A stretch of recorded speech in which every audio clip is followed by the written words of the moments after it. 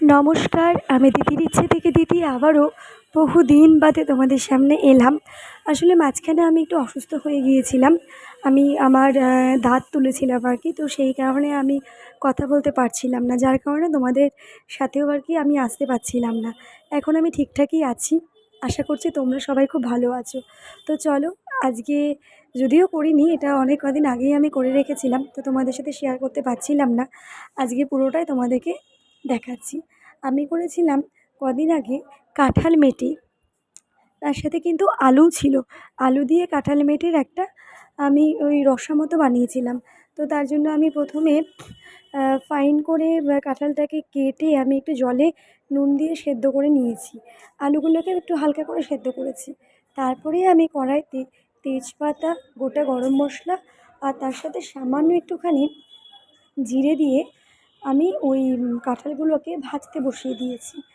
আলু কাঁঠাল আমি সুন্দর করে ভেজে নিয়েছি। সাইডে আমি ডিম কষাও বানাচ্ছিলাম, দুটোই একসাথে। তো যাই হোক, দুটোই তোমাদেরকে দেখাচ্ছি, দেখতে থাকো।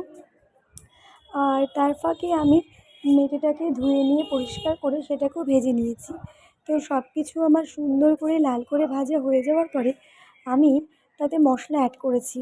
আদা বাটা, শুকনো লঙ্কা বাটা, তার সাথে আমি দিয়েছি সামান্য একটুখানি গোলমরিচ গুঁড়ো, কাশ্মীরি লঙ্কার গুঁড়ো, একটু টক দই, তার সাথে ছিল হাফ চামচ মতো চিনি, জিরে গুঁড়ো আর টমেটো ছিল।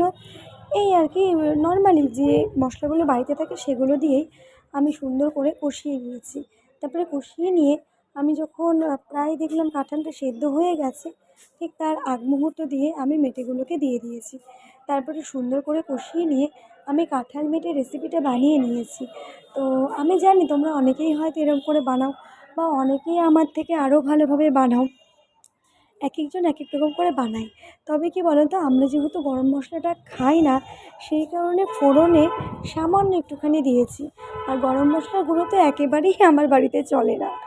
তো যাই হোক, এভাবেই আমি কাঁঠাল তরকারি আর সাইডে ডিম কষা দুটোকেই একসাথে রান্না করে নিলাম। তোমাদের যদি ভালো লেগে থাকে তোমরা অবশ্যই ট্রাই করতে পারো। আমাকে কিন্তু তোমরা কেউ কমেন্ট করছো না। কমেন্ট আসছে না যে তা না, আসছে। আমার কিছু কিছু বন্ধু করছে, কিন্তু অনেক বন্ধুরাই করছে না। ভালো হোক খারাপ হোক, তোমরা আমাকে জানিও, খুব ভালো লাগবে তাহলে আমার। তো সবাই ভালো থেকো। তাহলে চলো, টাটা। আবার নতুন করে ভিডিও নিয়ে তোমাদের সামনে খুব তাড়াতাড়ি আমি চলে আসবো।